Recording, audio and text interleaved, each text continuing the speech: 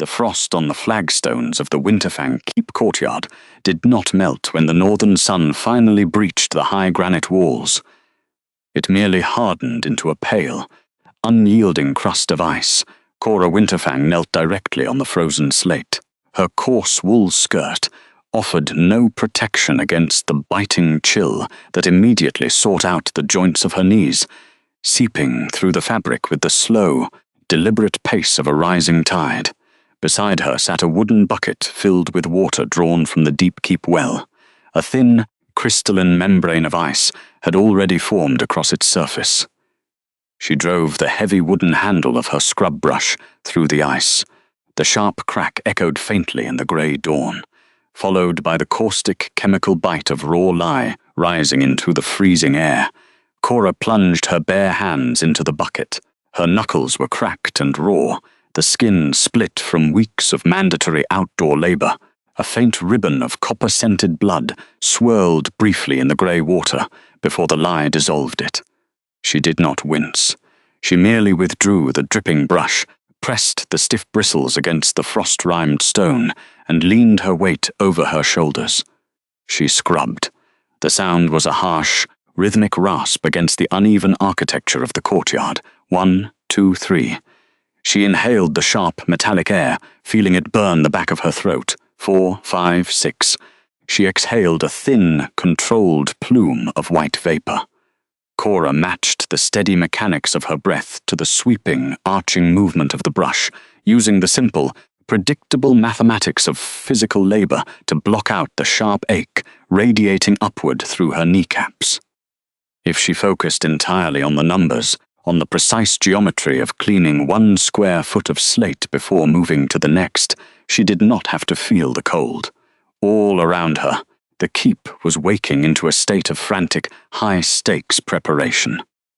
Servants hurried past her kneeling form, carrying towering wrought-iron candelabras, heavy oak serving tables, and massive folded tapestries. Tonight was the grand diplomatic feast. The highest authorities of the region, and perhaps even auditors from the capital, were expected to arrive before nightfall to evaluate the stability of the territory. The tapestries being hauled toward the great feast hall bore the ancient silver crest of the Winterfang lineage, a bloodline of which Cora was the last living heir. None of the passing servants looked at her. To acknowledge the rightful heir scrubbing the courtyard ice like a common criminal was to invite the wrath of the current administration. That was the kind of invisible she had become.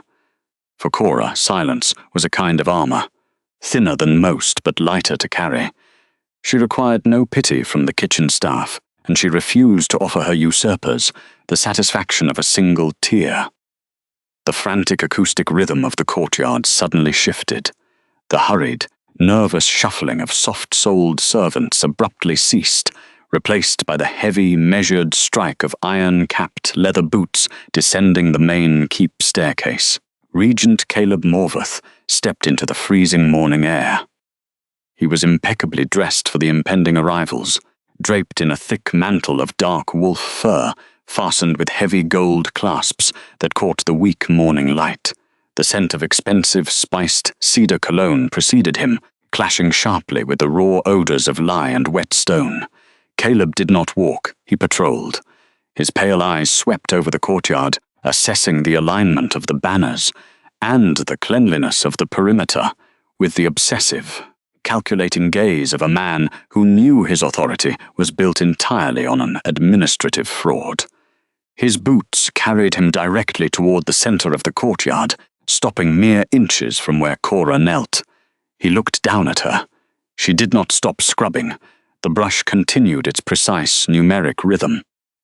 The auditors for the Imperial Concord arrive by dusk, Regent Caleb stated, his voice a low, perfectly modulated drawl devoid of any heat. It was not a shout of dominance, but the cold, bureaucratic tone of a warden reviewing a prisoner.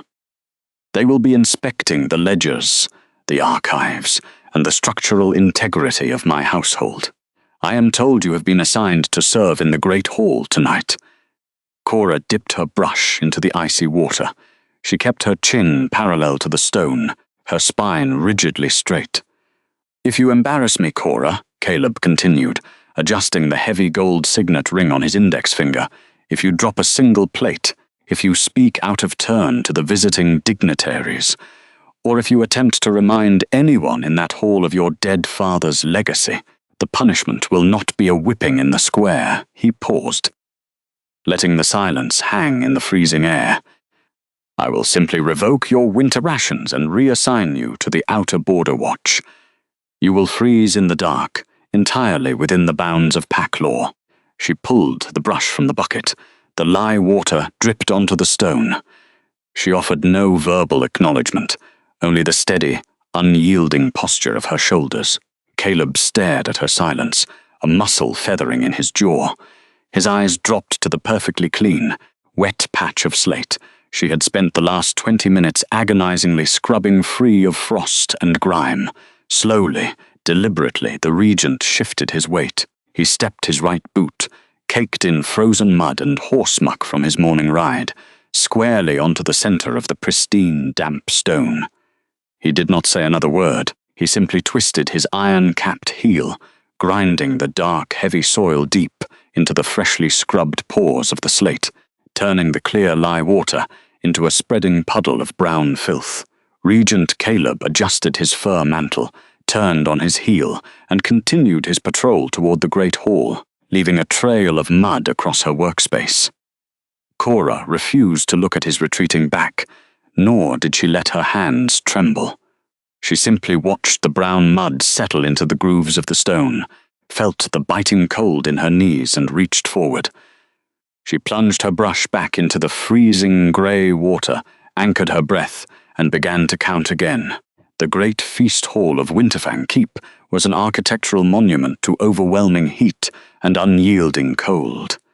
Massive hearths roared at either end of the vaulted cavern, casting long, flickering shadows across the heavy woven tapestries, yet the warmth never truly reached the frost-sheened flagstones of the floor. Cora stood near the servants' archway, perfectly still, holding an empty iron tray against her apron. The grand diplomatic banquet was well underway. Silver clattered against fine porcelain. Laughter echoed off the stone walls, thick with rich wine and the careless security of the ruling class. Regent Caleb occupied the high seat with the loose, sprawling posture of a man who believed his theft of the pack was permanent. The Imperial Concord had not yet audited his succession, leaving him desperate to prove his absolute dominance before the visiting lords. He spared Cora no direct glance. He did not need to. The public humiliation of the last purebred Winterfang heir was the unspoken entertainment of the evening, a carefully maintained spectacle designed to show that the old bloodline was well and truly broken. A nervous servant approached his table, carrying a heavy earthenware tallow jug. It was a coarse, ugly vessel meant strictly for the lower cellars and the utilitarian greasing of iron axletrees. It had absolutely no place in the great hall, among the crystal flutes and roasted meats. Caleb raised his hand, stopping the servant mid-stride. He took the rough clay handle himself, dismissing the boy with a sharp flick of his wrist. He stood. The hall quieted, the entire room orienting toward him the way iron filings orient toward a lodestone. Caleb stepped down from the raised dais, carrying the heavy jug toward the center aisle. Cora watched his approach with absolute, measured calm. She knew the geometry of his cruelty. She knew exactly how many steps he would take. He did not stop until he was standing less than 2 feet in front of her, the toes of his polished leather boots gleaming in the candlelight. He tipped his wrist. He simply let go. The heavy earthenware tallow jug hit the unforgiving flagstones with a deafening hollow crack. Thick shards of coarse clay exploded outward, skittering across the frost. Then came the splash.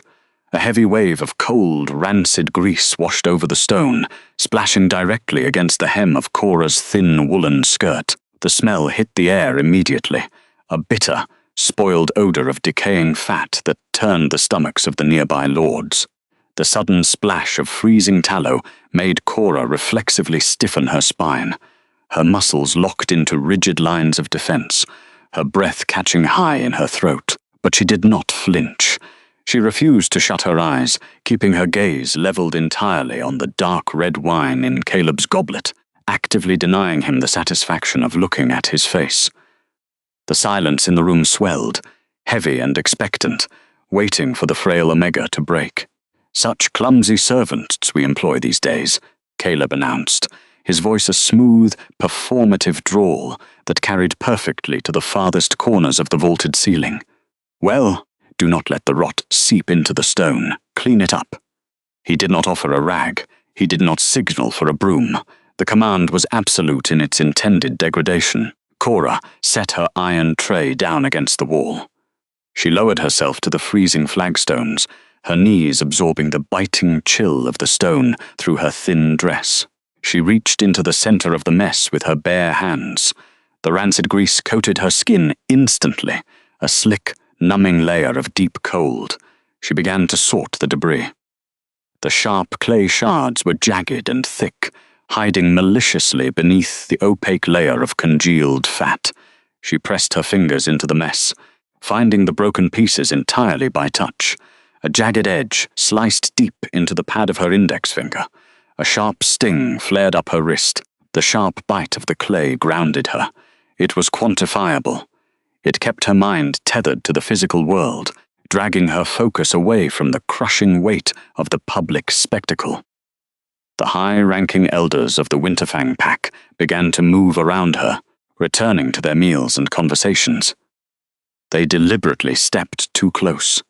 A heavy leather boot clipped her shoulder. A velvet slipper dragged across her knuckles, grinding her skin against the rough stone floor. They laughed, their voices laced with aristocratic contempt, discussing Western trade routes and timber treaties, while a purebred air bled into the grease at their feet. One elder, wrapped in heavy mink, paused specifically to adjust his footing, pressing his heel directly into the mess beside her hand. The gravel bit into her palms like broken teeth. Blood welled up, a bright, startling red against the pale yellow tallow, smearing across the frost-sheened flagstones as she worked. Caleb stood over her, his broad shadow blocking the meager warmth of the distant hearths. He wanted a reaction. He wanted the heavy, wet sound of a sob, a trembling lip, a desperate plea for a towel, or a moment of mercy. He wanted to hear the heir of Winterfang admit, in front of the entire diplomatic assembly, that she was finally broken. Instead, she gave him nothing. She sealed her suffering behind absolute stillness. Cora pulled a bloodied, grease-soaked shard of earthenware from the floor and placed it meticulously onto her iron tray. Her breathing remained steady, perfectly calibrated. She did not wipe her face. She did not stop working. She let her bleeding hands become undeniable, physical proof of their systemic arrogance, locking her pain behind a wall of quiet, absolute dignity that no amount of rancid tallow could wash away. The heavy iron-banded doors at the far end of the great feast hall did not merely open. They yielded, a deep, groaning shudder of ancient oak and rusted iron hinges cut through the layered noise of the banquet, followed immediately by a concussive blast of northern wind. The sudden draft of freezing air swept over the long wooden tables, carrying the sharp, metallic scent of ozone, damp earth, and absolute cold. It snuffed out a dozen tallow candles in a single violent breath, plunging the lower half of the chamber into deep, flickering shadow. The ambient warmth of the room, previously thick with the smell of roasting meats, spiced wine, and arrogant laughter, vanished entirely. Cora Winterfang did not flinch. She kept her gaze fixed on the frost-sheened flagstones. Her bare hands were still submerged in the ruined mess of shattered earthenware and spilled fat. The atmospheric shift hit the floor first. As the freezing wind washed over her kneeling form, the temperature of the stone plummeted. The rancid tallow, which had been a slippery, semi-liquid grease mixed with the fresh copper scent of her own blood, instantly began to congeal. Cora watched with detached, clinical precision as the fat turned opaque. It hardened rapidly into a thick, white, waxy crust around her raw fingers. The sudden freeze trapped the sharp fragments of pottery directly against her skin, binding her knuckles to the floor. She did not attempt to pull her hands free. She simply let the freezing grease lock her joints into place, refusing to show the room how much the cold burned. The laughter in the hall died. It did not fade gradually, nor was it silenced by a shouted command from a guard. It was crushed beneath a sudden, immense shift in atmospheric pressure.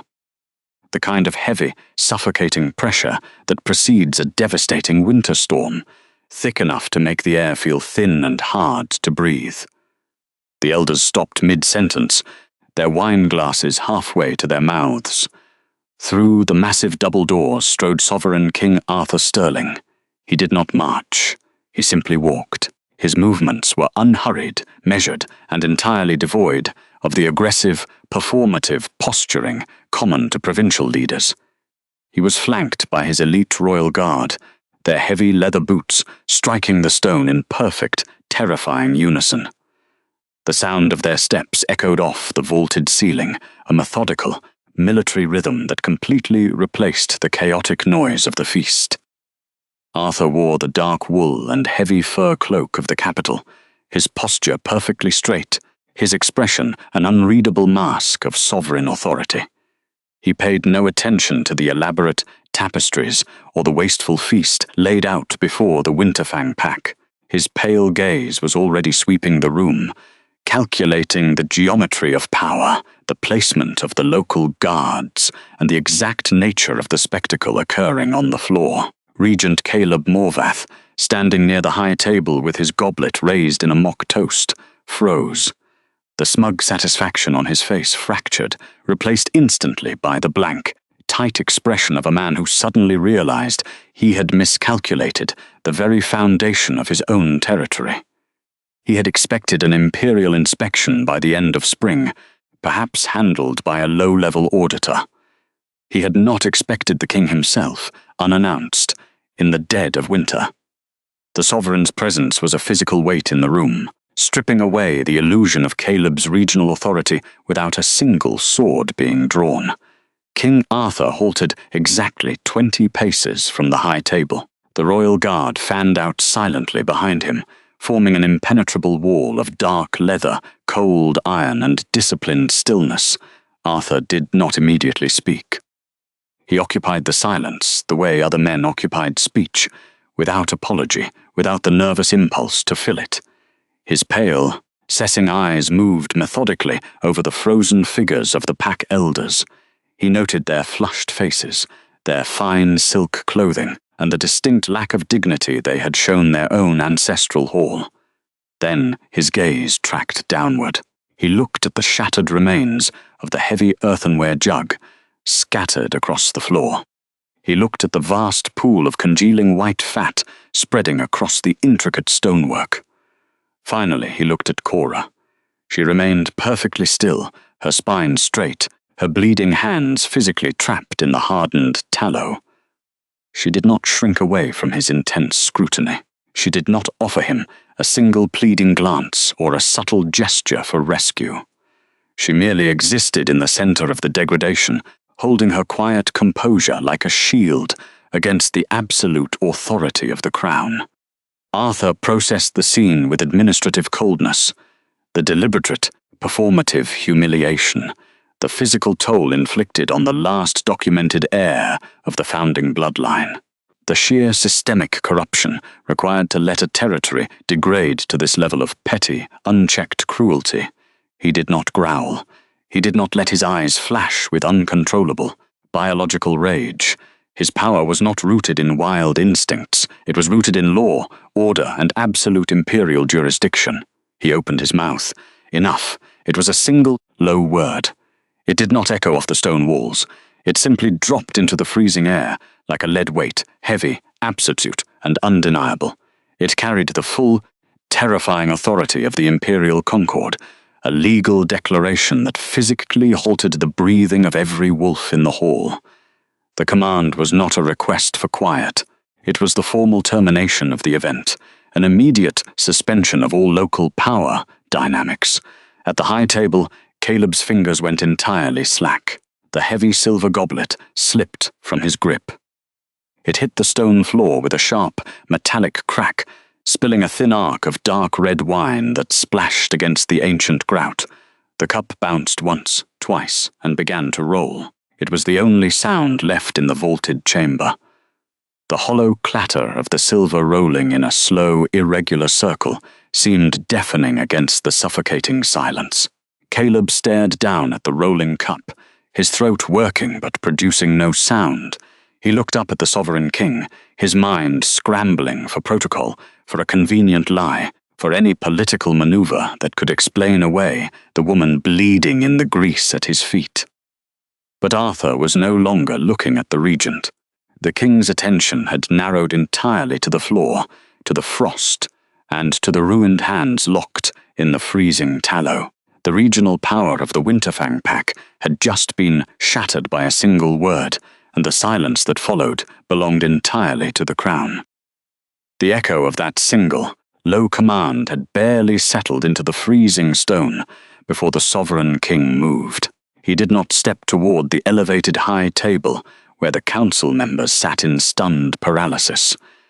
He did not acknowledge the frantic, stammering apologies that immediately began to spill from the regent's mouth. Instead, Arthur Sterling altered his trajectory entirely, his heavy leather boots closing the distance to the center of the hall with measured, unhurried precision. Cora remained frozen on her knees among the shattered earthenware. The sharp tang of copper blood and rancid fat filled her nose, grounding her in the immediate reality of her punishment. She kept her gaze fixed downward, expecting the king to walk past her, perhaps demanding the floor be cleared of obstacles before he took his seat of honor. That was the natural geometry of power in the north. Rulers walked over messes. They did not stop for them. But the black leather boots halted mere inches from her bloodied fingertips. The scent of the air shifted abruptly, the foul odor of the grease pushed back by the crisp, clean scent of crushed pine needles and cold iron that clung to the sovereign's clothes. Before anyone in the vast shadowed hall could comprehend the gesture, the monarch descended. He bent his knees, completely ignoring the collective gasp that rippled through the observing elite, and lowered his tall frame directly onto the frost-sheened flagstones. The heavy, midnight blue velvet of his state robes, trimmed in thick northern fur and woven with imperial gold thread, pooled instantly into the foul mess of spilled tallow and broken clay. The expensive fabric drank the grease without hesitation. Cora watched, her breath catching tight in the back of her throat, as the pristine garment was willfully and irreversibly ruined. "Your Majesty," Caleb Morveth choked out, his voice thin and trembling from the distant dais, "please, do not soil yourself. She is a disgraced ward. She will clean it." "You need not." The king did not turn his head to look at the man. He did not raise his voice to issue a reprimand. He simply allowed the silence to stretch, thick and suffocating, until the regent's desperate babbling withered into a terrified, breathless whimper. He remained kneeling in the filth, his broad shoulders physically blocking the biting draught of the hall, narrowing the vast, hostile room down to a single, quiet perimeter around Cora. She studied the hem of his cloak as it continued soaking up the spoiled fat. To kneel in the dirt beside a servant was a calculated abdication of courtly elegance, a deliberate rejection of the room's entire hierarchy. He was not just ignoring the elders. He was structurally dismantling their authority. Slowly, the man reached out. When his large, gloved fingers moved toward her battered hands, Cora's survival instincts flared with violent speed. She flinched, pulling her arms back toward her chest with the sharp, jerky motion of a wild thing accustomed to sudden strikes. It was not a conscious decision, merely the learned mechanics of enduring Caleb's court for so many bitter years. Arthur did not chase her retreating hands, nor did he issue a sharp reprimand for her defiance in front of the watching pack. Instead, he simply left his hands open, palms facing upward in the freezing air, and waited. When she did not move to strike him or flee, he closed the remaining distance with deliberate, telegraphed slowness, wrapping his warm fingers securely around her slender, trembling wrists. His grip was not a restraint. It was an anchor. He applied a gentle, unyielding pressure, just enough weight to communicate absolute stability, holding her steady until the frantic flutter of her pulse began to slow against his skin. "Steady," he murmured, his voice pitched so low that it was meant only for her ears, completely detached from the political theatre happening above them. From the breast pocket of his ruined velvet coat, he withdrew a pristine, gold-embroidered handkerchief. The white silk caught the amber light of the hall's chandeliers, clearly bearing the royal crest of the imperial Concord. It was an artifact of state law, an object meant to be displayed behind glass, or held during the signing of territorial treaties. Without a single flicker of hesitation, Arthur pressed the delicate fabric directly into the deepest gash on her palm. Cora hissed as the fine silk dragged across the embedded ceramic shards, but the king did not let go. With meticulous, clinical patience, he began to wipe the congealing grease and fresh blood from her frozen skin. The dark crimson of her wounds instantly stained the imperial crest, turning the bright gold thread into a dull, wet copper. He worked in complete silence, focusing entirely on the task, treating the removal of the rancid tallow as if it were a matter of high imperial importance. The physical contrast was jarring. The sharp sting of the gravel biting into her palms was a familiar pain, a grounding reality she understood. But the softness of the expensive silks, the methodical care of a sovereign scrubbing dirt from her cracked knuckles, that was a foreign language she had never been taught to read. She tried to pull away a second time, a weak, involuntary tug against his hold. "You are ruining it," she whispered, her voice rough and cracked from disuse. "It is just cloth," Arthur replied evenly, not looking up from her right hand as he carefully dislodged a sliver of clay from beneath her thumbnail. "And you are bleeding." The steady warmth of his palm slowly seeped through the freezing numbness of her fingers. For years, she had relied on hypervigilance to survive, mapping the hostile geometry of every room she entered. Yet, as the king continued to clear the filth from her skin with his ruined royal handkerchief, Cora felt the tight, defensive coil in her chest begin to loosen. She let her hands rest heavily in his grasp. The silence in the hall was no longer a weapon used against her by a cruel pack, but a heavy iron shield he had erected in her absolute defense. Arthur rose slowly from the frost-rimed flagstones. He did not brush the smeared grease from the knees of his dark trousers, nor did he adjust the heavy silver clasps of his winter coat. His movements were entirely unhurried, lacking the frantic, posturing aggression typical of northern alphas facing a territorial dispute. When he finally turned his gaze upon the high table, the atmosphere in the grand dining space shifted, tightening like a physical snare around the throats of every elder present. Caleb Morveth stood frozen behind his overturned chair. The regent's face, moments ago flushed with the rich wine of his own unchecked arrogance, had drained to a sickly, ashen grey. He opened his mouth, perhaps to offer a grovelling apology or a desperate, hastily constructed justification, but Arthur did not give him the space to breathe. Under the strictures of the imperial Concord of 1804, the king began, his voice dropping into the suffocating quiet. It was not a shout. It was a measured, absolute statement of fact that carried effortlessly to the furthest corners of the vaulted stone room. Section 9, Paragraph 4. Any appointed regent who demonstrates systemic malice, administrative fraud, or physical degradation toward a recognized heir of a founding bloodline forfeits their mandate to govern. Caleb flinched violently, as if he had been struck by a physical blow. He gripped the edge of the high table, his knuckles turning white against the polished oak surface.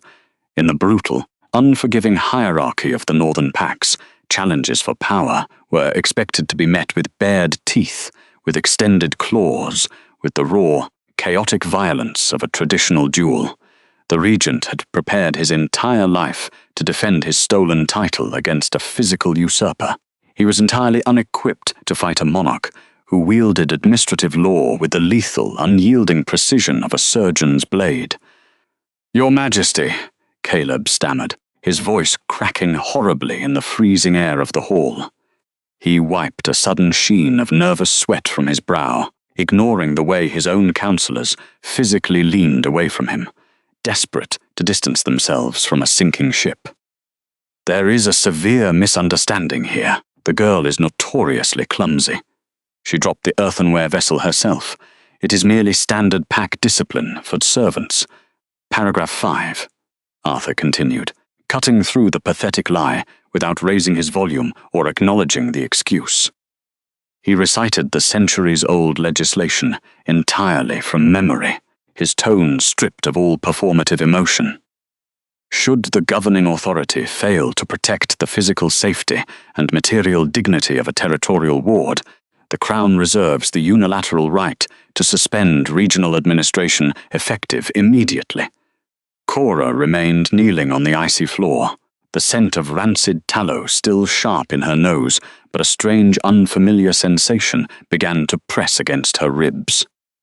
She had spent years memorizing the geometries of power in this fortress, calculating the safest shadows, the quietest exits, the exact angle to hold her head to avoid a beating.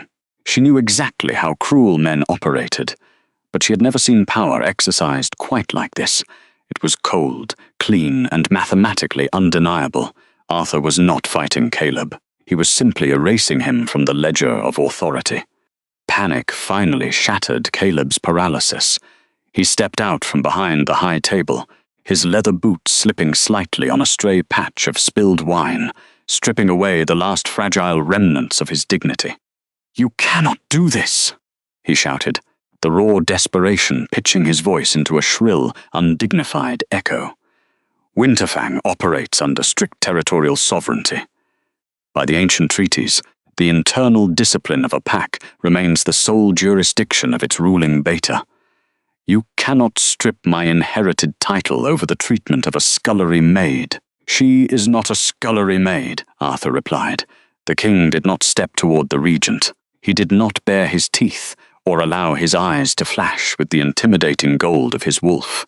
He simply stood perfectly still, letting the immense weight of his absolute authority crush the panic in the room. "She is Cora Winterfang, the last purebred heir to this territory, and as of this exact moment, I am declaring her a sovereign ward of the imperial crown. She is no longer subject to your jurisdiction, your discipline, or your borders." His declaration hung heavily in the freezing air, not the kind of silence that falls between words, but the kind that swallows them whole. Arthur did not wait for Caleb to process the sheer magnitude of the loss. The king extended his right hand slightly to the side, a gesture of quiet command. From the disciplined ranks of the armored royal guard, stationed by the iron-banded doors, Gideon Finch stepped forward. The meticulous attendant moved with the same unhurried, terrifying efficiency as his sovereign. He carried a flat iron-bound ledger and a heavy brass cylinder containing the official imperial seal. Gideon bypassed the trembling, silent elders and approached the high table. With a swift, completely dispassionate sweep of his arm, he pushed aside a massive silver platter of roasted meats and 3 crystal goblets, sending them clattering loudly onto the stone floor. The festive dining surface was instantly repurposed into a cold, functional legal desk. Gideon opened the ledger, flattening the heavy, pristine parchment, and unstoppered a small vial of dense black ink. Next to it, he placed a taper candle and a stick of deep red sealing wax. "Sign the suspension," Arthur ordered, his dark gaze locked on the ruined regent. Caleb shook his head frantically, his breath coming in shallow, terrified gasps. "No, I demand a formal tribunal. I demand the absolute right to present my ledgers to the imperial court. Your ledgers will be seized and audited by my accountants before dawn," Arthur stated, the chilling finality in his voice, leaving absolutely no room for negotiation or delay. "You will sign the immediate transfer of administrative authority, or Gideon will record your formal refusal, and I will have you escorted to the Imperial prison in iron chains under charges of treason against the Concord. Choose." Gideon pulled the brass cylinder apart, extracting the heavy metal block of the crown's signet. He lit the taper candle and held the red wax over the flame, letting the sweet scent of melting resin mix with the foul odor of the spilled tallow. He set the prepared seal deliberately beside the open parchment, beginning a silent, undeniable countdown. The regent stared at the ink, the parchment, and the cold metal of the seal. The entire council watched in breathless terror as the very foundation of Caleb's tyrannical rule evaporated without a single drop of blood being shed. Completely defeated, his shoulders collapsing under the crushing weight of his own sudden irrelevance, Caleb reached slowly for the quill. His hand trembled so violently that a single drop of black ink fell onto the pristine parchment, a dark, spreading stain that mirrored the rancid grease still pooling on the flagstones below. Cora watched the quill drag across the page. The scratching sound of the metal nib was faint, barely audible over the crackle of the distant hearth fires, but to her ears it was the loudest noise in the fortress. The nightmare that had governed her every waking moment for years was not defeated by a miraculous burst of magic or a brutal physical brawl. It was systematically dismantled by a signature, a wax seal, and the quiet, unyielding respect of a king who understood that true justice required a permanent record. The sprawling banquet hall remained trapped in a paralyzed stillness. The high-ranking elders, who only moments ago had been laughing over their spiced wine, stood frozen at the long oak tables. Caleb Morveth remained on his knees in the grease-stained center of the room, his breath hitching in terrified gasps. Arthur Sterling did not cast another glance his way. The king's attention was entirely withdrawn from the local authorities, rendering them irrelevant. He turned back to Cora Winterfang. His movements were deliberate and unhurried.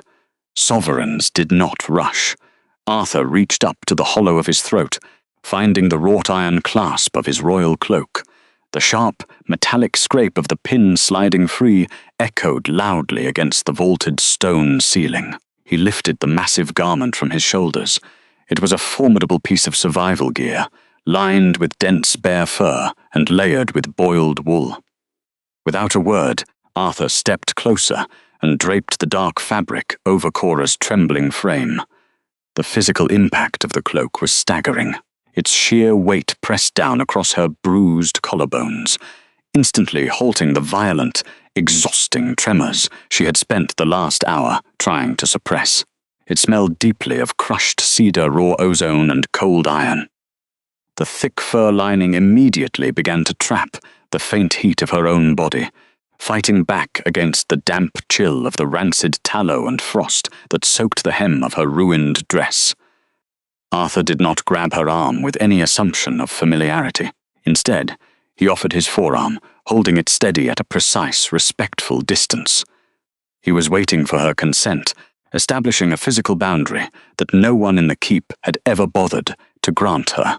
Her raw hands ached with a deep, pulsing rhythm, the fresh cuts from the shattered earthenware jug still throbbing where the king had gently wiped away the blood. Slowly, she raised her arm and rested her fingers against his wrist. They began to walk. The path toward the great iron-banded doors stretched down the center of the hall, flanked by the very people who had orchestrated her public degradation.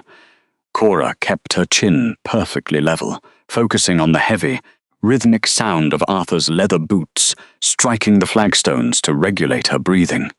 She did not look down at Caleb.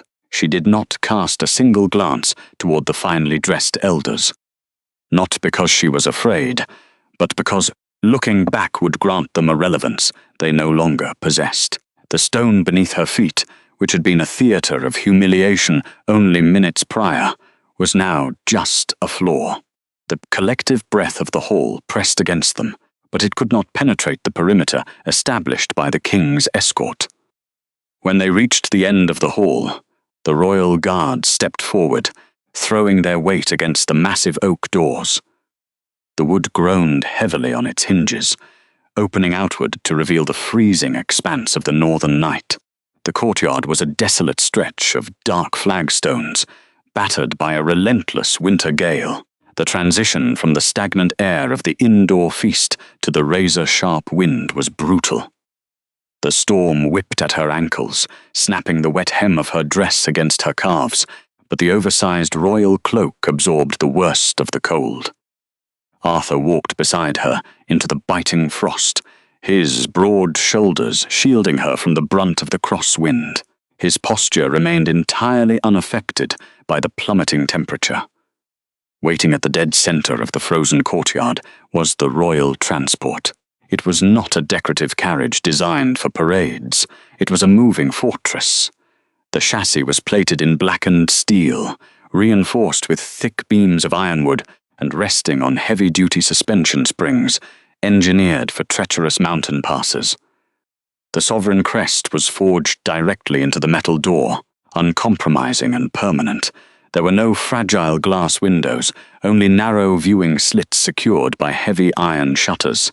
A dozen royal guards stood at absolute attention around the perimeter of the vehicle, their breath pluming in white clouds. As Cora approached, they offered her no looks of pity, nor did they cast the sneering glances she was accustomed to receiving from Caleb's men. They stared straight ahead, treating her with the exact same deferential protocol they offered the king. One of the guards stepped forward, gripping the iron latch of the carriage door. He pulled it backward, and the massive slab of armored steel swung open with a smooth, oiled glide that completely belied its immense weight. Arthur paused near the threshold. He did not issue a command for her to board. He simply stopped, allowing her the physical space and autonomy to make the final step on her own terms. Cora stared into the dark interior of the carriage. It represented a departure from the only territory she had ever known. It was an unknown variable, yet it radiated a structural safety. Gathering the heavy edges of the fur cloak in her aching hands, she lifted her stained skirt and placed her boot on the iron step. The metal was freezing, but her grip was steady as she pulled herself up into the cabin. Arthur followed a moment later, stepping inside and clearing the doorway. The guard outside pushed the massive steel door shut. The latch engaged with a heavy, mechanical thud. A thick, metallic click echoed through the heavy frame as the locking mechanism seated itself into place. The instant the seal was completed, the howling wind of the courtyard was entirely severed. The ambient clatter of the guard's armor, the distant stamping of horses, the biting shriek of the northern gale against the stone walls, all of it was surgically erased. It was replaced by a profound, enveloping silence. This was not the suffocating, dangerous quiet of the great feast hall, where silence was merely a weapon used to isolate the vulnerable. This was the silence of impenetrable privacy. It was a heavy, architectural quiet that existed only behind armor thick enough to stop a siege. Cora let her head fall back against the leather bench, closed her eyes, and finally allowed herself to exhale. As the vehicle lurched forward, the atmosphere shifted from the memory of the bitter northern wind to a dense, measured warmth. The rhythmic clatter of iron-shod wheels rolling over the frozen dirt road served as a steady, mechanical metronome against the quiet interior. Cora sat rigidly on the padded velvet bench, her wet, shivering shoulders still draped heavily in the king's fur cloak. She did not know how to occupy a space meant for comfort. For years, her daily survival under Regent Caleb had depended entirely on making herself as small and invisible as possible against cold stone walls and freezing hearths. Here, surrounded by polished mahogany paneling and the faint, dry scent of aged cedar wood, her practiced stillness felt entirely out of place. Vibration of the carriage floor sent a low hum through the soles of her worn boots, a constant reminder that she was moving away from the only prison she had ever known. Gideon Finch moved within the confined space with an unhurried, meticulous efficiency. The king's attendant did not stare at the drying blood on her linen dress, nor did he offer unnecessary words of pity that would only force her to perform gratitude. Instead, he pulled a thick, woven wool blanket from a brass-hinged storage compartment and draped it carefully over her lap. The heavy weight of the fabric settled over her knees, instantly grounding her frayed nerves. It was not a gesture of charity, it was the practical, tactical application of care, executed with the exact precision he might use to file an administrative decree. Gideon then turned his attention to a small, glowing charcoal heater secured safely in the corner of the carriage. The metallic click of a brass latch echoed faintly as he retrieved a porcelain thermos from the rack above it. The scent that filled the enclosed cabin a moment later was completely foreign to the heavy, rancid tallow that still clung stubbornly to Cora's memory. It was the sharp, clean aroma of dried flowers, crushed stems, and sweet honey. He poured the steaming liquid into a thick ceramic mug and held it out toward her. "Spiced chamomile tea," Gideon said, his voice quiet, steady, and entirely devoid of the performative superiority she was accustomed to hearing from men of rank. "The heat will help stabilize your core temperature. You have been exposed to the frost for too long." Cora hesitated, her breath catching slightly in her throat, before she reached out and took the cup. She did not speak, she simply wrapped her raw, lacerated hands around the heated ceramic. The shattered pieces of the earthenware tallow jug Caleb had deliberately broken on the flagstones had left her skin mapped with thin, stinging cuts, and the deep, radiating warmth of the mug bit sharply against the fresh wounds. She held it tighter anyway. The sudden pain of the heat was a clean, clarifying sensation, slicing rapidly through the deep numbness that had settled into her bones over the past hour.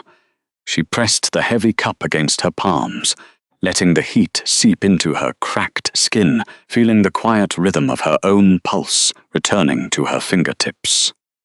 She had spent so long bracing for the next blow, anticipating the next public humiliation, that the sheer, uncomplicated reality of a hot drink felt like a structural anomaly she could barely comprehend. She kept her eyes focused downward on the swirling steam, calculating the exact weight of the mug, afraid that if she looked up, the fragile illusion of safety would instantly shatter. The door to the inner compartment opened smoothly, and King Arthur stepped through, ducking his head beneath the low mahogany frame. He brought with him the faint scent of ozone and cold iron. Taking the seat opposite her, his posture relaxed but inherently watchful, he folded his tall frame into the velvet cushions with an unhurried grace. He did not immediately speak, deliberately giving her time to register his presence without feeling cornered. When he finally moved, it was not to offer empty comfort, but to present concrete documentation. From the structured leather satchel resting at his side, Arthur extracted a heavy, wax-sealed scroll. He untied the leather binding with deliberate care, smoothing the thick, yellowed parchment flat across the low wooden table, fixed securely between them. The crisp rustle of the heavy paper seemed impossibly loud against the low rumble of the carriage wheels. "The Imperial Concord of 1804, Arthur stated, his baritone voice a low, even timbre that demanded attention without requiring volume. "It is not merely a historical treaty meant to gather dust in a royal archive. It is an active legislative engine, provided one knows precisely where to look." He leaned forward, his gloved finger tracing a line of tight, archaic script halfway down the broad page. Cora lowered the tea, resting it carefully on her blanket-covered knees, her gaze dropping to the heavy black ink. She recognized the structural format of regional administrative law immediately, having spent countless nights secretly reading through the Winterfang archive when Caleb wrongly assumed she was merely scrubbing the cellars. Regent, Caleb believed he was merely breaking an omega to prove his absolute dominance to the visiting elders. Arthur continued, his eyes remaining steadily on the document, rather than forcing her to meet his gaze. He assumed that because you did not cry out, because you did not fight back, there would be no formal complaint. He is an arrogant, short-sighted man who equates silence with victory. But the legislative scroll does not require a tearful plea to enact justice. It requires undeniable physical evidence of administrative failure. Arthur tapped the parchment lightly, drawing her attention to the specific legal phrasing. Section 9, Clause 4. A regency is legally invalidated the moment the acting sovereign inflicts measurable bodily harm upon a registered ward of the state in order to maintain internal hierarchy. Your hands, Cora. She looked down at her own palms, still wrapped tightly around the warm ceramic. The intricate web of cuts was visible, angry and undeniably real, the dried blood contrasting sharply against her pale skin. The state of your hands, Arthur said quietly, his voice lacking any trace of pity, is not a tragedy to be mourned. It is a documented legal violation. Your silent dignity on that freezing stone preserved the exact, uncompromised physical evidence I needed to permanently strip Caleb of his authority. He met her eyes then, his gaze steady and respectful, completely lacking the predatory dominance that the elders of her pack constantly wielded. It was the look of a sovereign who understood that true power was not about forcing someone to their knees, but about holding the law accountable for the blood spilled on the floor. You did not need to beg for help, Arthur said, his words settling into the quiet space like heavy stones. You only needed to survive long enough for the law to find you. And you did. The steady, rhythmic vibration of the armored carriage finally slowed. The iron-rimmed wheels transitioned from the packed, frozen dirt of the northern roads to the smooth, meticulously laid cobblestones of the capital.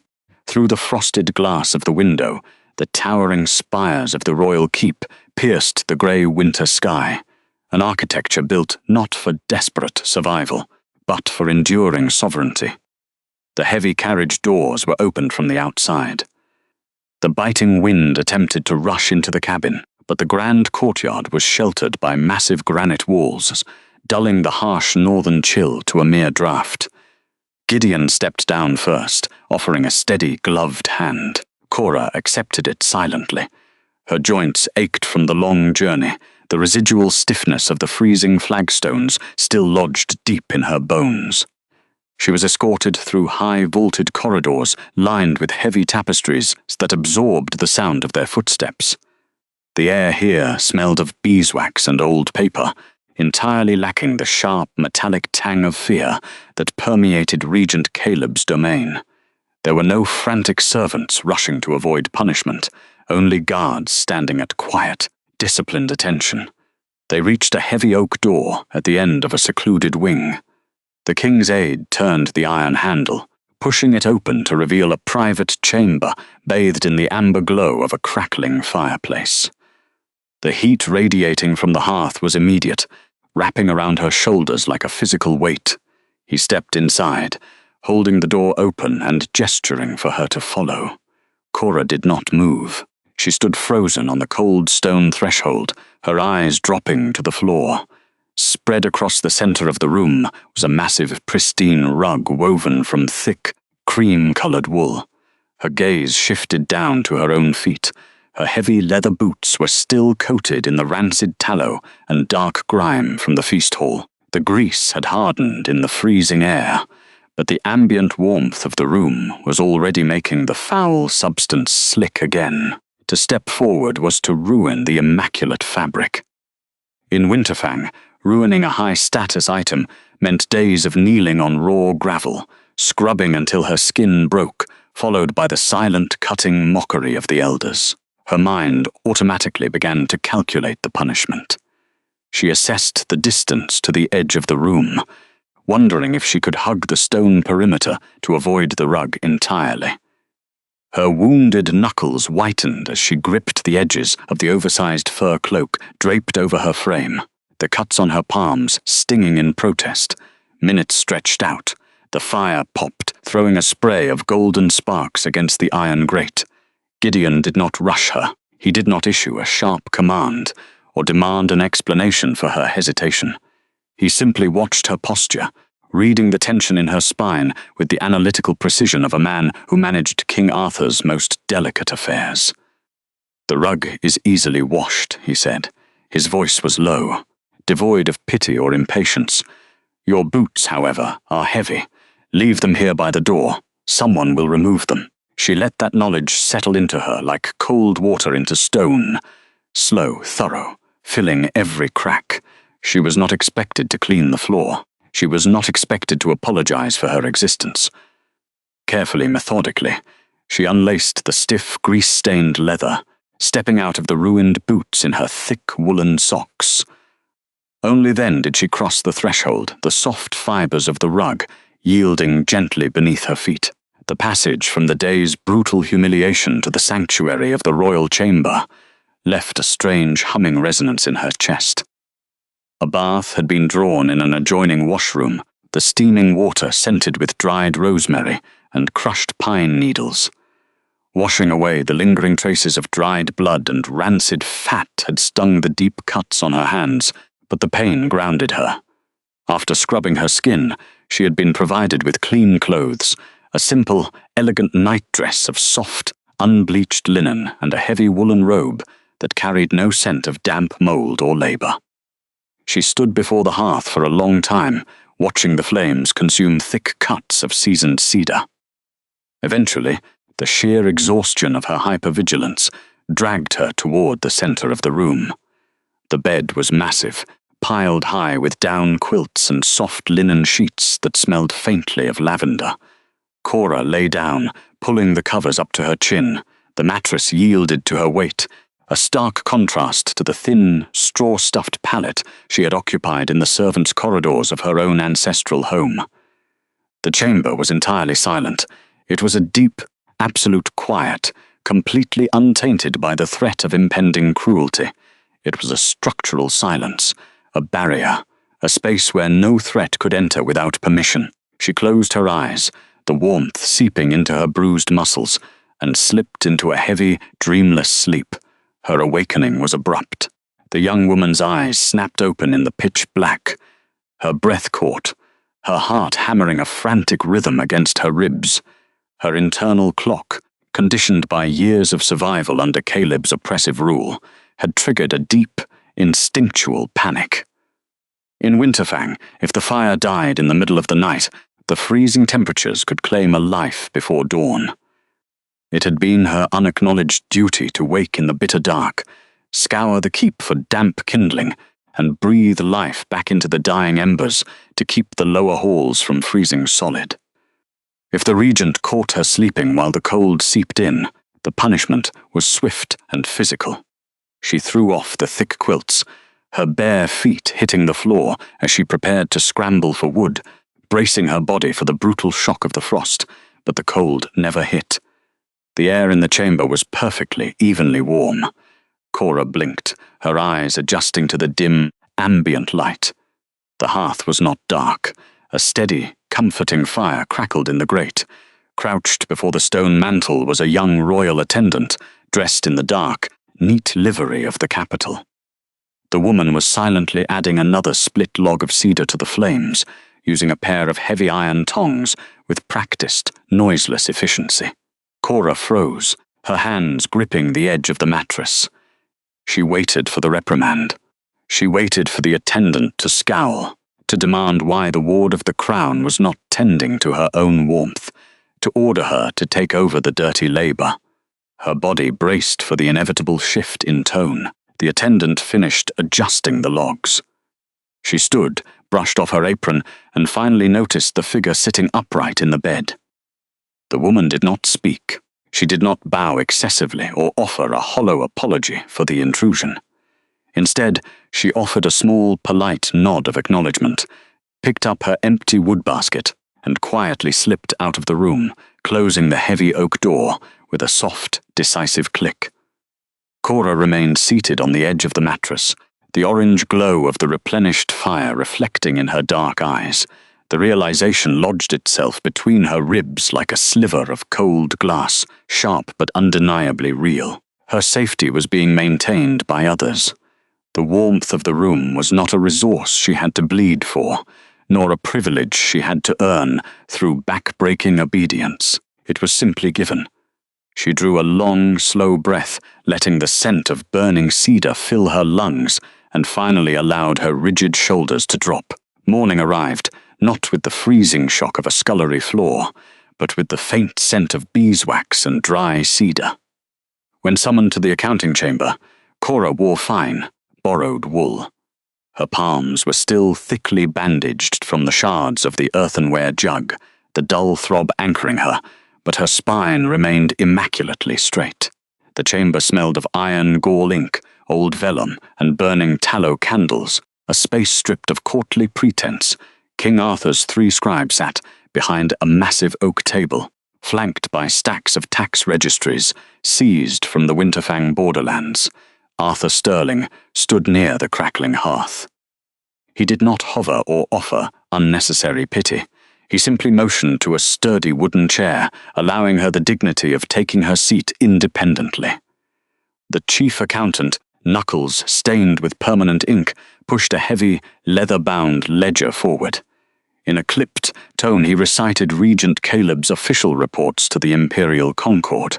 The records claimed a severe agricultural blight had devastated the Winterfang pack, justifying starvation rations and emergency capital relief. Cora sat perfectly still, tracking the precise handwriting of Caleb's clerk. 3,000 bushels of winter wheat in the year of the frost, the accountant read, adjusting his spectacles, and 4,000 the following year. All spoiled by damp according to the warehouse manifest. Not damp, Cora said quietly. The scratching quills stopped. King Arthur shifted his gaze from the fire to her face, sharply focused. I beg your pardon?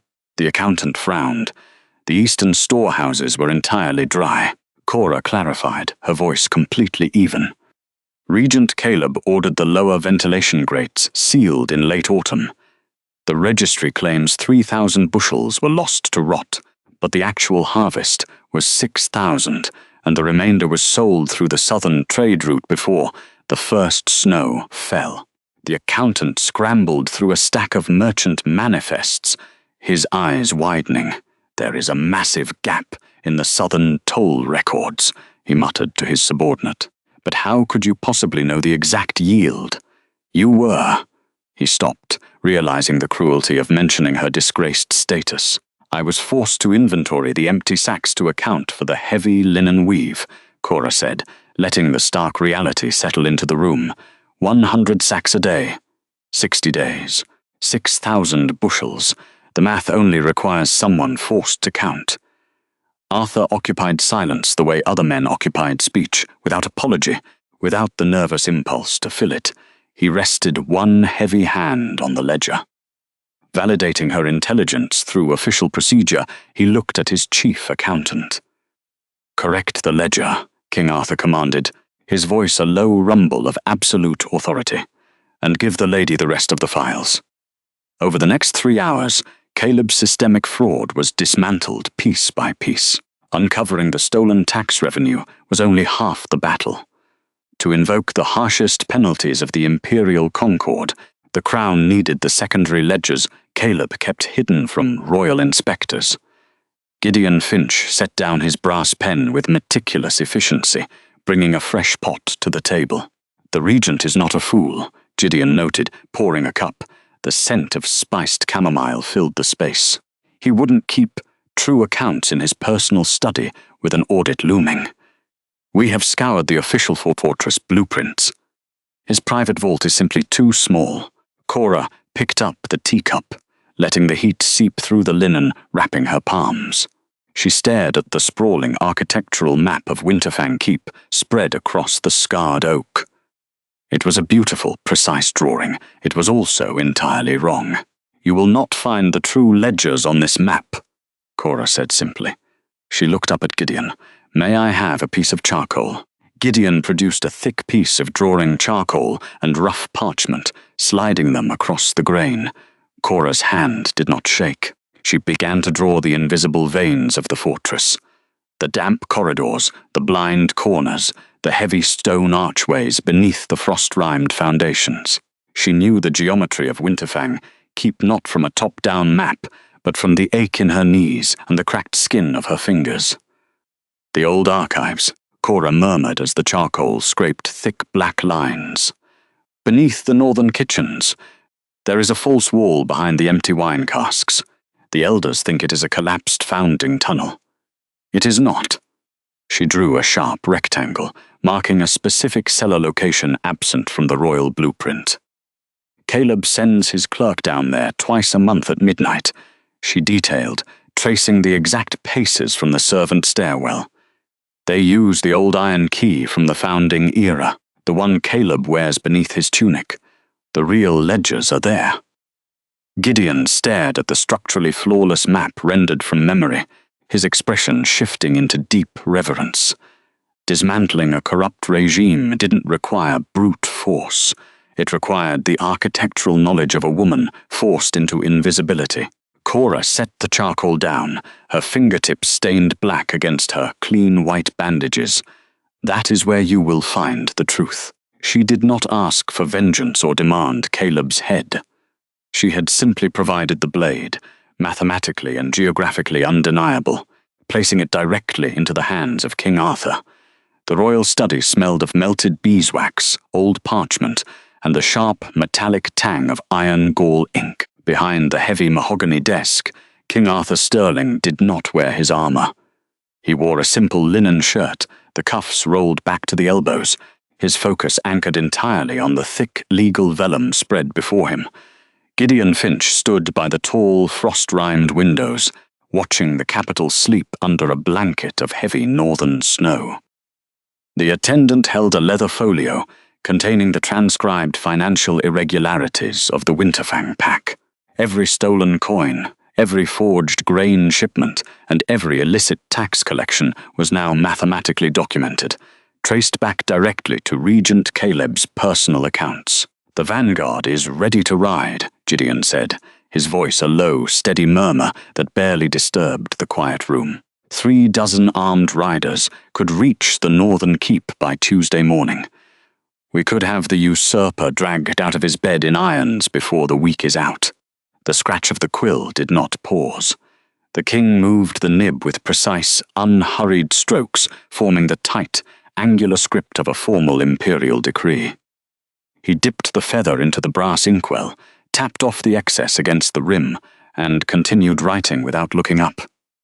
"No," Arthur replied softly. Gideon turned from the cold glass, letting the heavy velvet curtain fall closed against the winter draught. "He is an abuser of sovereign law, sire, a tyrant who orchestrated the public degradation of a state ward. A military strike would demonstrate the absolute intolerance of the crown towards such cruelty. A military strike turns a corrupt administrator into a martyr," the sovereign corrected, finally setting the quill aside. "It suggests that we require brute force to unseat him, which implies he holds true power. He holds nothing but a ledger built on lies." Arthur shifted the vellum, reading over the formal arrest warrants he had just drafted. They were not drawn in the aggressive language of war, but in the irrefutable, cold architecture of the imperial Concord of 1804. Under Section 9, a regional regent found guilty of systemic financial fraud was not afforded the dignity of a battle. They were afforded a bureaucratic summons. "Send a single courier," the king instructed, reaching for the stick of crimson sealing wax. "No guards, no armed escorts. Just a low-ranking messenger carrying this document. The warrant will order him to present himself before the imperial tribunal by the end of the month." Gideon watched silently as Arthur held the wax to the candle flame, letting it soften and drip onto the bottom of the parchment in a thick, pooling circle. "And if he refuses the summons?" the attendant asked, his tone practical. "He will not refuse," Arthur answered, pressing the heavy gold sovereign seal into the hot wax. The impression left a perfect, raised crest of the royal house, cooling rapidly in the chilled air of the study. To refuse a legal summons under the Concord is to forfeit his pack territory immediately. He will read the seal. He will realize his hidden ledgers are no longer hidden.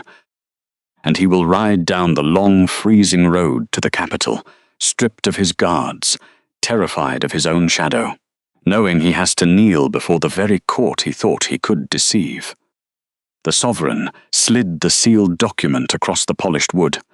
Justice, he knew, was rarely found in the chaotic swing of a sword. True justice was structural. It was the slow, inevitable crushing weight of the law falling exactly where it belonged. Long after Gideon departed with the warrant, the study settled into a profound, heavy silence, broken only by the occasional snap of dry pine in the hearth. The heavy oak door creaked open, the sound faint but distinct in the quiet night. Arthur looked up from his reading to see Cora standing in the threshold. She wore a simple, unadorned wool dress provided by the keep staff, a heavy woven shawl wrapped tightly around her shoulders against the lingering chill of the stone corridors. Her dark hair fell loosely down her back, and though her hands were properly bandaged in clean white linen, her posture remained as rigidly straight as it had been on the frozen courtyard floor. She did not speak immediately. She simply observed the geometry of the room, her eyes systematically cataloguing the exits, the deep shadows in the corners, and the proximity of the fire. It was the quiet, calculated hypervigilance of a woman who had spent years learning how to occupy a room without taking up space. "You are awake late," Arthur observed, his tone entirely stripped of command. He did not order her to enter, nor did he rise to crowd her physical space. He simply sat back in his leather chair, waiting for her to decide where she wished to be. "The mattress is very soft," she answered, her voice quiet and thoroughly pragmatic. "It is difficult to sleep when the body expects cold stone." He nodded, slowly, understanding the physical reality of her survival. He gestured toward the heavy leather armchairs positioned near the warmth of the hearth. "You may sit, if you wish, or you may stand. The room is yours." Cora stepped inside, moving with the silent, measured grace of someone used to being invisible. She approached the fire, the warm amber light catching the sharp, intelligent angles of her face. She did not sit, choosing instead to stand near the stone mantel, holding her bandaged hands carefully before her to avoid brushing the sensitive skin against the rough wool of her dress. "I brought something up from the lower archives tonight," the king said, breaking the silence without raising his voice. He reached to the edge of his desk and picked up a stack of 3 thick, heavy volumes. Their leather bindings were severely cracked with age, the gold leaf lettering mostly faded into the dark, worn spines. He stood up, walking at a deliberate, unhurried pace, stopping several feet away from her to ensure she did not feel trapped by his proximity. He set the books down on the small wooden table between the armchairs. Cora looked at the volumes, her brow furrowing slightly in the dim light. "More ledgers?" "No," Arthur replied gently. "History." She stepped closer, leaning over the table. The smell of dry parchment, ancient binding glue, and old dust rose from the pages. Her breath hitched, a tiny, almost imperceptible break in her armor, as she read the faded crest stamped deeply into the top cover. It was the original sigil of the Winterfang founders, a symbol she had not seen since she was a small child. "Regent Caleb burned the lineage records in the northern keep," she whispered, her eyes locked on the cracked leather as if she feared it might vanish. "He said the old blood was dead. He said there was no proof we ever ruled." "He lied," the sovereign stated simply, his voice carrying the immovable weight of a recorded fact. "These are the original Pack Chronicles, copied and sent to the capital 2 centuries ago for preservation. They detail the exact lineage, the territorial land grants, and the founding laws written by your ancestors. Your family's history was never erased, Cora. It was only waiting here for you to claim it." She slowly reached out, her bandaged fingers hovering over the fragile cover. She did not open it immediately. She simply let the reality of the physical object press into her memory, anchoring the undeniable truth of her lineage deep within her chest. Arthur stepped back, giving her the quiet space to process the immense weight of her restored legacy. He did not offer unnecessary pity, and he made no attempt to touch her or guide her hands. He merely provided the documented truth, standing as a silent guardian while she traced the outline of her true name in the firelight. By the time the tribunal convened, the architecture of the sovereign High Court proved it was designed not to intimidate through brute scale, but to dismantle defiance through absolute precision. Where Winterfang Keep had been a cavern of jagged ice, smoking hearths, and the raw smell of unwashed pelts, this chamber was a masterwork of pale marble and acoustic perfection. There were no shadows to hide in. The scent of polished cedar and hot beeswax hung in the motionless air.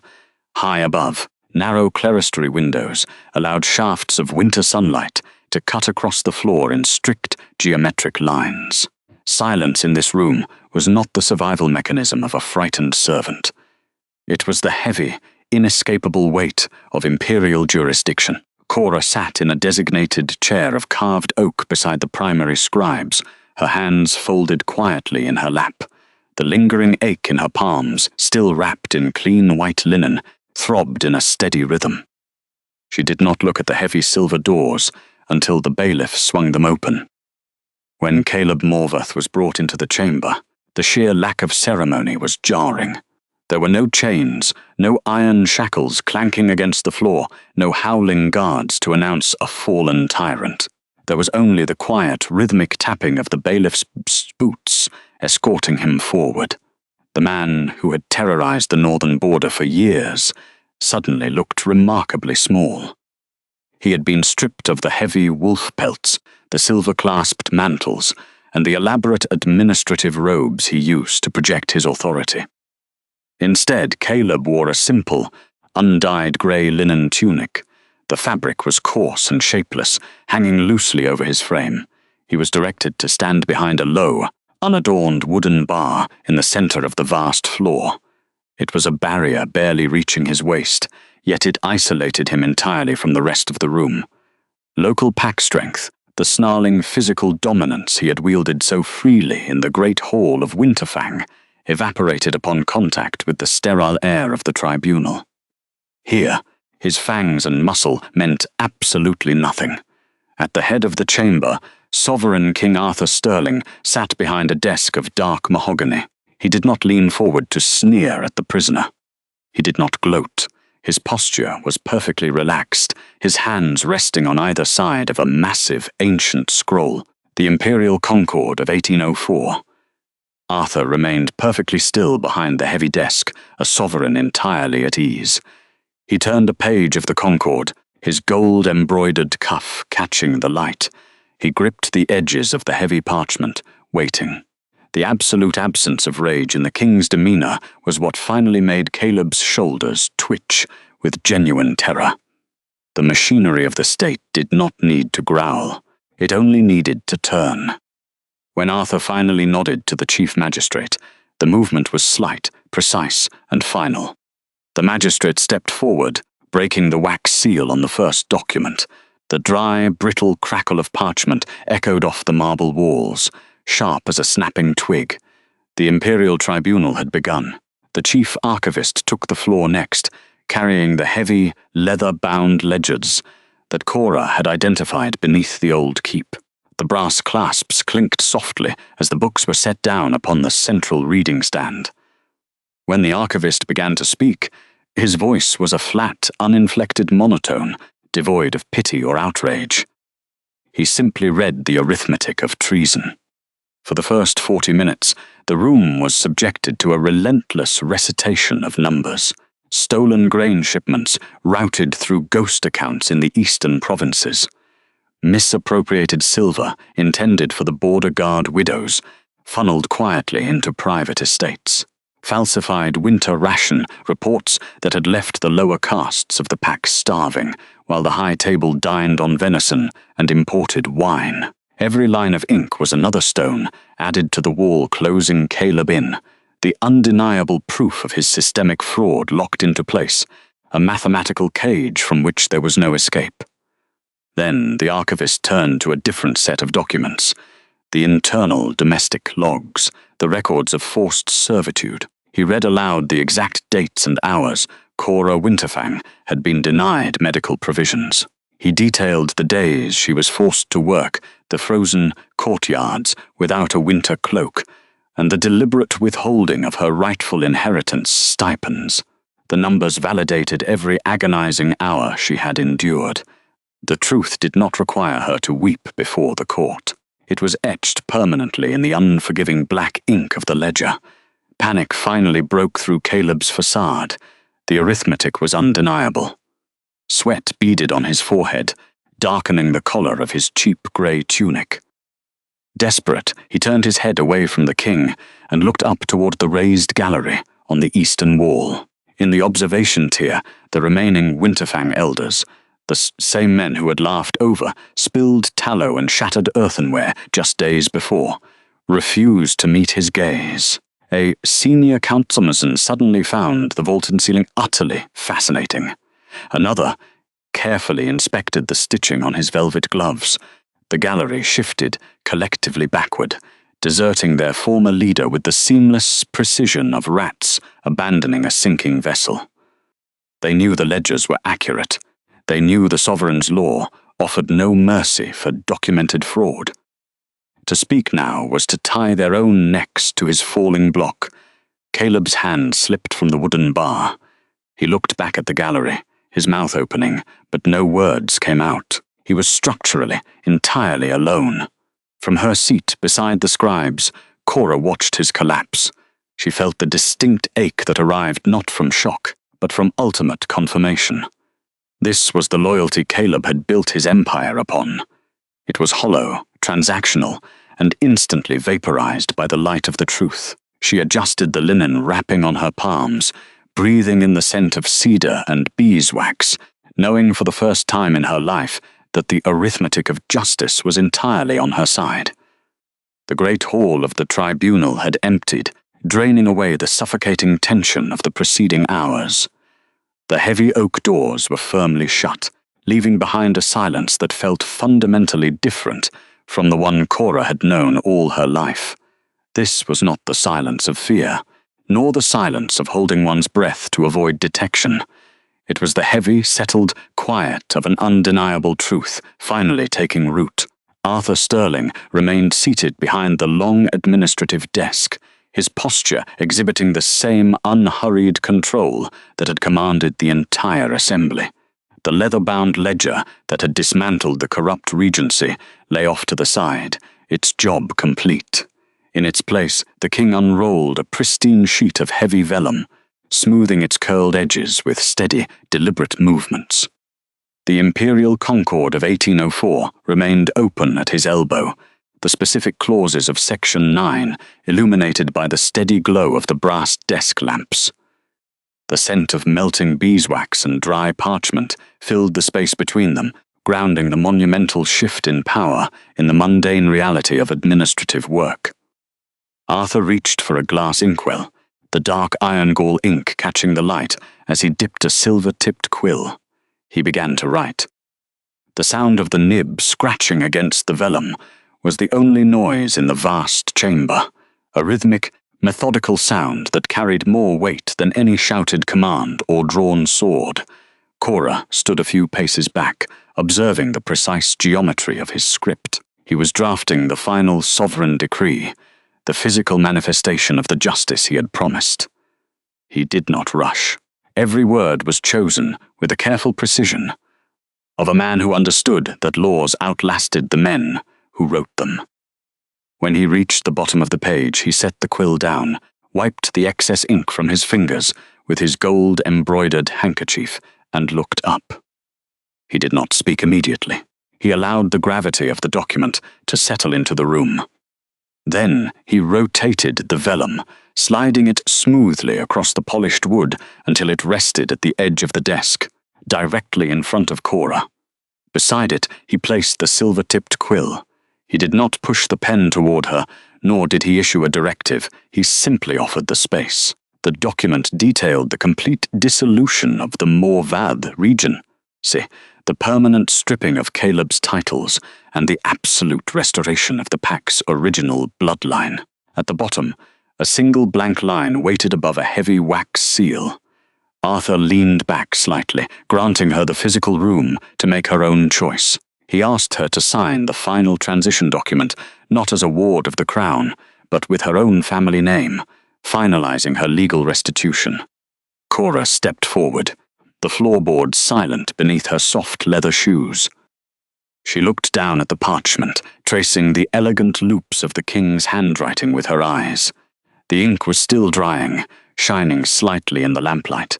She reached out and picked up the quill. The metal felt cool and solid against her fingers. She did not look at Arthur for permission.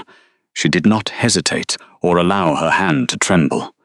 She pressed the nib to the vellum and wrote her name, Cora Winterfang. The letters were strong, sharp, and undeniable. As she lifted the pen, the finality of the act settled deeply within her bones. The regency was over. The usurper was permanently exiled. She set the quill down beside the inkwell. Arthur watched her, his expression carrying a quiet, profound respect. He pulled the document back, sprinkled a pinch of fine sand over the signature to dry the ink, and folded the heavy paper. The simple, bloodless stroke of a pen had accomplished what decades of silent suffering could not. The sovereignty of her name was no longer a hidden secret. It was a matter of public, unassailable record. Walking into her newly restored quarters felt less like climbing a staircase and more like waking from a decades-long fever. The room was located in the highest, most secure wing of the royal keep, far removed from the cold, damp stone of the scullery, where she had spent her life trying to remain invisible. Here, the floor was covered in a thick woven woolen rug that absorbed the sound of her footsteps. A massive stone hearth occupied the far wall, where a generous fire of aged cedar logs crackled, throwing a steady golden heat across the space. The air smelled of wood smoke and the faint, clean scent of lavender linen.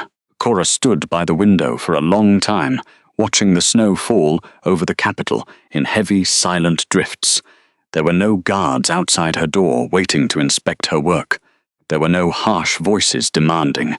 She scrubbed the frost from the courtyard. There was only the absolute impenetrable security of a space that belonged entirely to her. She turned away from the glass and walked toward the small round table positioned near the hearth. Resting on a silver tray was a thick ceramic mug, its sides radiating a comforting warmth. Gideon Finch had brought it up earlier, moving with his usual meticulous efficiency, ensuring the fire was banked and the room was perfectly insulated against the winter chill, before bowing out and closing the heavy oak door. It was a cup of spiced chamomile tea, a blend favoured by the Royal Infirmary for deep restorative sleep. Cora wrapped both hands around the mug, letting the heat seep through the ceramic and into her skin. The temperature was perfect, grounding her in the immediate sensory reality of the room. She carried the tea to the large, plush armchair positioned directly in front of the fire and sat down. The cushions yielded to her weight, offering a physical support she had never been permitted to experience. She took a slow sip. The tea tasted of dried flowers, honey, and a sharp hint of cloves, the warmth sliding down her throat and untying the tight, defensive knots that had lived in her stomach for as long as she could remember. She rested the mug on her knee and looked down at her hands in the firelight. For years, they had been her primary tools of survival, cracked by freezing water, stained by lye, and calloused by relentless labor. She turned her palms upward, letting the golden light fall across the skin. The deep, jagged cuts left by the shattered earthenware tallow jug had fully closed. The royal healers had been thorough, using their finest salves and clean linen bandages over the past weeks. Where there had once been raw, bleeding flesh and the rancid, stinging memory of Caleb's cruelty, there was now only smooth, newly formed skin. She traced her thumb over the center of her right palm. A network of faint, silvery lines remained, tracking the exact places where the broken clay had bitten into her. They did not hurt anymore. They were no longer open wounds requiring hyper-vigilant care, nor were they sources of physical weakness.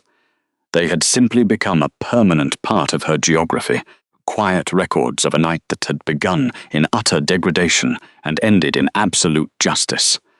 Cora leaned her head back against the soft fabric of the chair, closing her eyes as the heat of the cedar fire washed over her face.